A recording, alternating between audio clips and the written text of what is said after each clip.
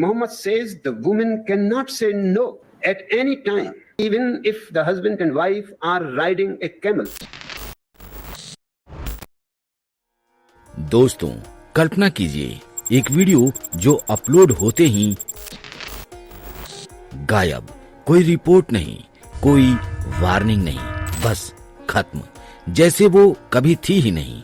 ये कोई साधारण क्लिप नहीं थी, बस एक आध्यात्मिक गुरु का वो प्रवचन था जिसने इंटरनेट की नींव हिला दी थी। नाम था ओशो और टॉपिक इस्लाम में महिलाओं की स्थिति। एक लाइन, बस एक लाइन, ऊंट की पीठ पर बैठी औरत भी पति को ना नहीं कह सकती। Muhammad says the woman cannot say no at any time, even if the husband and wife are riding a camel. ये सुनते ही दुनिया कांप उठी। क्यों? क्योंकि ये कोई मन गढ़ंत कहानी नहीं, बल्कि एक प्राचीन हदीस का सीधा उल्लेख था। लेकिन सवाल ये है कि क्या सच को मिटाया जा सकता है? हर बार कोई अपलोड करता, अकाउंट सस्पेंड हो जाता, कोई शेयर करता, लिंक डेड हो जाता। फेसबुक, यूट्यूब, रेडिट, सबने इसे दफन किया। लेकिन सच की खासियत यही है, वो रेत में दबता नहीं, खुद बाहर निकलता है। आज हम उसी प्रवचन को फिर से जीवंत करेंगे। वो सवाल, वो तर्क, वो तलवार जैसे शब्द जो नफरत नहीं, सोच जगाते हैं। क्या आप तैयार हैं? क्योंकि अगले मिनटों में आप वो सुनेंगे जिसे सुनकर करोड़ों की मान्यताएं हिल जाएंगी। और हाँ, अगर वीडियो बीच में गायब हो जाए तो समझ जाइए हम सही ट्रैक पर हैं। ओशो ने कभी किसी धर्म को टारगेट नहीं किया, उन्होंने सोच को नंगा किया। हिंदू धर्म में वर्ण व्यवस्था, क्रिश्चियनिटी में पाप और स्वर्ग का डर, बौद्ध धर्म में निर्वाण की दूरी, सब पर बोले। लेकिन इस्लाम पर जब बोले तो पूरी दुनिया सन्न, क्योंकि बाकी धर्मों में सुधार की गुंजाइश थी, लेकिन इस्लाम में सवाल उठाना ही अपराध माना जाता है। ओशो ने कहा, अगर कोई धर्म औरत को सिर्फ शरीर मानता है तो वो धर्म नहीं, मर्दों की सुविधा का क्लब है। उन्होंने हदीस का हवाला दिया, पत्नी ऊंट की पीठ पर हो तो भी पति की इच्छा पूरी करे। ये सुनकर लोग चौंके, लेकिन ओशो रुके नहीं। उन्होंने पूछा, अगर पति बीमार हो तो क्या औरत भी यही मांग सकती है? नहीं ना, तो ये बराबरी कहाँ है? ओशो का तर्क था, धर्म औरत को या तो देवी बनाता है या दासी, इंसान कभी नहीं। और जब उन्होंने ये कहा तो ये सिर्फ इस्लाम की आलोचना नहीं थी, ये पूरी मर्दवादी सभ्यता पर वार था। लेकिन सवाल ये है कि क्या हम सच सुनने की हिम्मत रखते हैं या बस आंखें बंद कर लें? अब चलिए ग्रंथों में झांकते हैं। सुनन इब्न माजा, हदीस 1853, अगर पति बुलाए और पत्नी ऊंट पर सवार हो तो भी उसे मना नहीं करना चाहिए। ये कोई मजाक नहीं, धार्मिक नियम है। कुरान, सूरह अन-निसा, आयात 34, जो औरतें नाफरमान हो पहले समझाओ, फिर अलग बिस्तर, फिर मारो। मारने की अनुमति धर्म के नाम पर। सूरह अल बकरा, आयात 282, दो पुरुष गवाह न मिले तो एक पुरुष और दो महिलाएं, क्योंकि औरत भूल सकती है। मतलब एक औरत बराबर है आधा पुरुष। सूरह अन-निसा, आयात 24, युद्ध में पकड़ी गई शादीशुदा औरतों से भी संबंध बना सकते हो, उनकी मर्जी कोई मायने नहीं रखती। सही बुखारी, हदीस 304, जन्नत में सबसे ज्यादा औरतें इसलिए होंगी क्योंकि वे कम अक्ल और कम धर्म वाली हैं। कारण पीरियड्स में नमाज नहीं पढ़ती तो शरीर की प्राकृतिक प्रक्रिया भी गुनाह। ओशो ने यही पूछा कि क्या ये ईश्वर के वचन है या 1400 साल पुराने मर्दवादी समाज का कानून? और अगर ये कानून है तो आज के जमाने में क्यों लागू किए जा रहे हैं? ओशो ने एक और विस्फोटक सवाल उठाया, पुरुष को 4 बीवियां करने की इजाजत है तो बाकी पुरुषों का क्या? दुनिया में मर्द औरत की संख्या बराबर है। अगर हर दूसरा मर्द 4 शादियां कर ले तो लाखों मर्द अकेले रह जाएंगे। फिर समलैंगिकता, लेकिन वही धर्म कहता है कि समलैंगिकता पाप है, सजा मौत। तो मर्द जो पत्नी नहीं पा सके वो कहाँ जाएं? उनकी इच्छाएं, उनकी इंसानियत सब व्यर्थ। ओशो ने कहा, यह कोई धार्मिक नियम नहीं, मर्दों की सुविधा का गणित है। पैगंबर ने 9 शादियां की हैं, ठीक है वो पैगंबर थे, लेकिन आम मर्द को 4 की इजाजत देकर बाकी मर्दों को मजबूरी में धकेल दिया। और औरत, उसकी मर्जी, वो तो बस संपत्ति है। ओशो ने पूछा, अगर ईश्वर ने औरत को बराबर बनाया है तो इंसान ने उसे आधा क्यों बना दिया? ये सवाल कोई मौलवी नहीं उठाता, क्योंकि जवाब नहीं है, सिर्फ डर है। अगर औरत बराबर हुई तो मर्दों की सत्ता खत्म।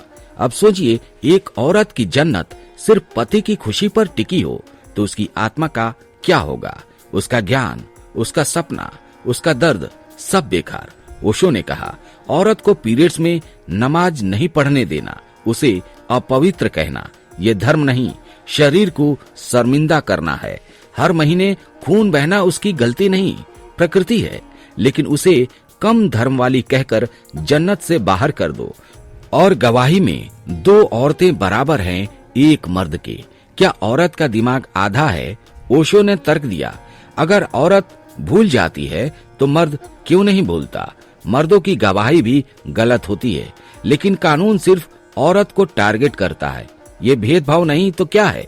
ओशो ने कहा, हर धर्म जो मर्दों ने बनाया है उसने औरत को या तो देवी माना या दासी, इंसान कभी नहीं।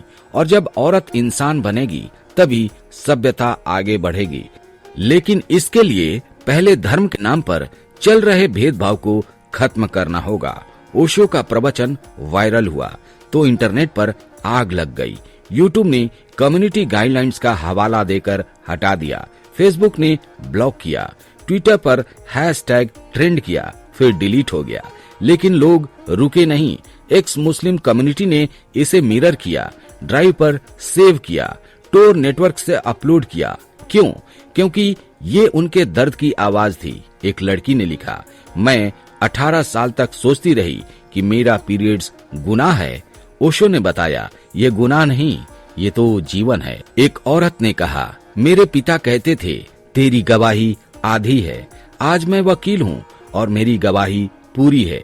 ये वीडियो सिर्फ आलोचना नहीं, मुक्ति थी, लेकिन जितनी बार अपलोड हुई उतनी बार मिटा दी गई। साइबर अटैक, धमकियां, रिपोर्ट्स की बाढ़। क्यों?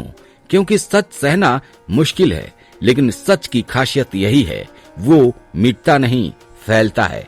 और आज आप इसे सुन रहे हैं, मतलब सच जीत रहा है। क्या ओशो इस्लामोफोबिक थे? नहीं, वो किसी धर्म से नफरत नहीं करते थे, वो नफरत की जड़ से लड़ते थे। उन्होंने हिंदू धर्म में जातिवाद, क्रिश्चियनिटी में पाप का डर, बौद्ध धर्म में कर्म का बोझ, सबकी आलोचना की। लेकिन इस्लाम पर जब बोले तो दुनिया चीख उठी। क्यों? क्योंकि बाकी धर्मों में सुधार हो रहा है।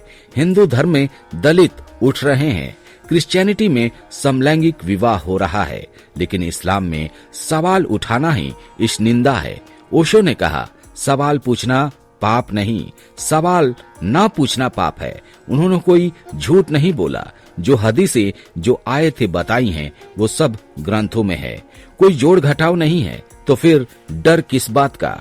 डर इस बात का कि अगर औरतें सच जान गईं तो मस्जिदें खाली हो जाएंगी। अगर युवा ये सवाल पूछने लगे तो मौलवी बेरोजगार हो जाएंगे। ओशो ने धर्म नहीं, धर्म के नाम पर चल रहे अत्याचार को निशाना बनाया। अब आपके सामने 2 रास्ते हैं। पहला, इन आयतों, इन हदीसों को सच मान लो। मान लो कि औरत आधी अक्ल वाली है, उसकी गवाही आधी है, उसका पीरियड्स अपवित्र है, उसकी जन्नत पति की खुशी पर टिकी है। मान लो कि युद्ध में पकड़ी गई औरत इनाम है। अगर आप ये सब मानते हैं तो आप ये भी मान रहे हैं कि औरत इंसान नहीं, संपत्ति है। दूसरा रास्ता, इन बातों को खारिज करो, कहो कि नहीं, मेरी अक्ल पूरी है, मेरी गवाही पूरी है, मेरा शरीर अपवित्र नहीं, मेरी जन्नत मेरे हाथ में है। ओशो ने कहा, औरत को मुक्ति किसी धर्म से नहीं, खुद से मिलेगी।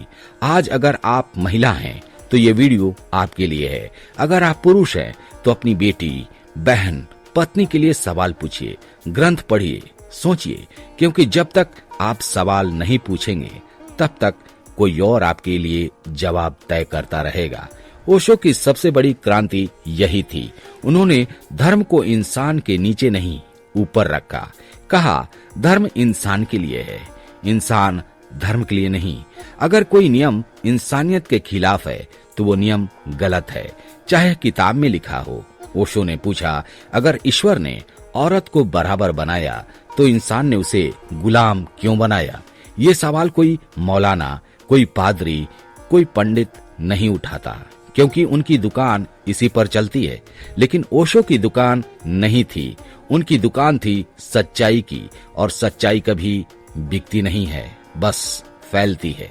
आज ये वीडियो अगर आपके पास पहुंचा है तो किसी ने जोखिम लिया है, किसी ने इसे डाउनलोड किया है, किसी ने शेयर किया है। अब आपकी बारी है, इसे शेयर कीजिए, कमेंट कीजिए, सवाल पूछिए, क्योंकि जब तक सवाल जीवित है इंसानियत जीवित है, और जब इंसानियत जीवित है तभी सच्चा धर्म जीवित है। अंत में एक सवाल, अगर ओशो गलत थे तो उनकी वीडियो क्यों मिटाई जाती है? अगर वो झूठ बोल रहे थे तो खंडन कीजिए, तर्क दीजिए, लेकिन मिटाना ये डर है। डर इस बात का कि कहीं सच फैल न जाए, कहीं औरतें जाग न जाएं, कहीं युवा सवाल न करने लगे। लेकिन सच को दबाया नहीं जा सकता। आज आपने सुना, अब फैसला आपका है। क्या आप चुप रहेंगे या सवाल पूछेंगे? इस वीडियो को शेयर कीजिए इससे पहले कि इसे भी मिटा दिया जाए। कमेंट में लिखिए, मैं सवाल पूछूंगा। सब्सक्राइब कीजिए ताकि हर खोया हुआ सच आपके पास पहुंचे, क्योंकि जब तक सवाल है तब तक उम्मीद है, और जब तक उम्मीद है तब तक इंसानियत है। जय सत्य, जय मानवता। धन्यवाद।